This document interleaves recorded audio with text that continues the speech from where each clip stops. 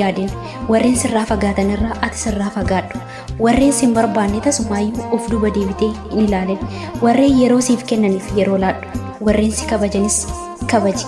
Warreen iddoo siif hin qabneef tasaayyuu barbaada hin deemin. Sababni isaatis wanta sin barbaanneef deema waan ta'eef.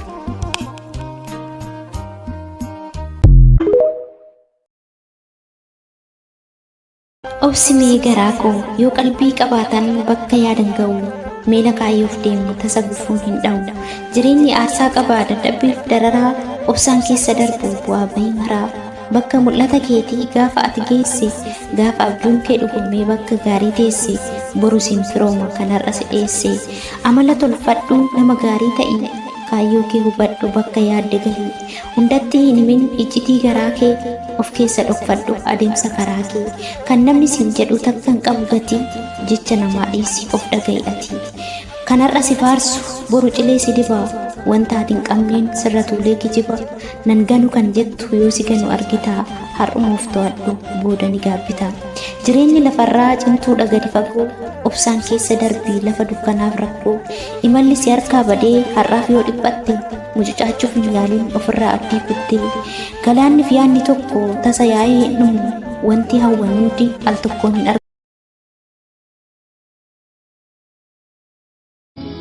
Obsatu furmaata gaafati cinqamtee nabseen kee rarraate wanti ati jettu dubbiin sirkaa baddee gaafati dhiphattee yaaddoon si qabattee silas mee maal goota sammuu of darartee furmaanni obsuudha ni argatta ni geessa hundayyuu obsaan yoo mo'attee wanti baduun jiru. Jecha namni jedhu sammuutti qabattee waanuma dhageesseef yoo sammuu of raafte booddeen kee hin tolu yoo tasa dhiphatte obsatu furmaata kanamaaf dagattee. Silaa maal jedhu ree yaadaan hin cinqamin aannanu bubbulee itittuu nuuf laata yoo takka raafame dhadhaa fi dhamayyuu of keessatti baata rakkoo sirra gaheef obsatu furmaata. Imimmaan harcaaftee lakkii hin dhiphatin wanti rabbiin fide hundi kayrumaa fi gaarii balleessuu danda'a. Yeroo tokko utuma aduun jiruu sitti dukkanaa'a. Waan qabdee gadhiiftus wallaaltee yaadaan badda. Mukti ati gaaddisaaf jala teesse sirratti kufa.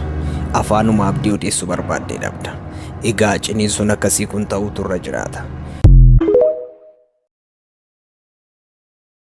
Dhagahii micattii dhagahii yaa gurbaa abdii hin kutatin siifillee ni darba.